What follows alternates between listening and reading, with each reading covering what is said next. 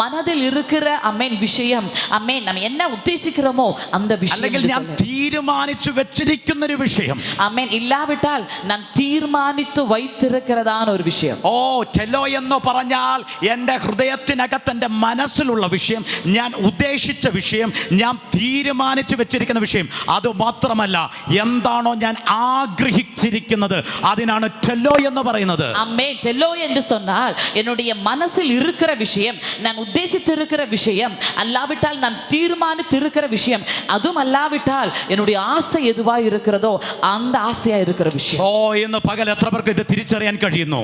അമേൻ. இந்த பிற்பகல் எத்தனை பேருக்கு இது புரிய வருகிறது? ഇന്ന് പകൽ നിങ്ങൾ ഒരുവന്റെ ടെലോയിലേക്ക് പ്രവേശിക്കാൻ പോകുകയാണ്. അമേൻ. இந்த பிற்பகல் நீங்கள் ஒருவருடைய ടെലോக்குள்ள അമേൻ ஏற போகிறீர்கள். ആമേൻ. ഇവിടെ കർത്താവ് എന്താ പറഞ്ഞേ? അങ്ങയുടെ ഇഷ്ടം പോലെ. അമേൻ. இங்கே இயேசுவானவர் என்ன சொல்கிறார்? உம்முடைய சித்தம் போலவே. ആമേൻ. പിതാവേ അങ്ങയുടെ ഇഷ്ടം പോലെ.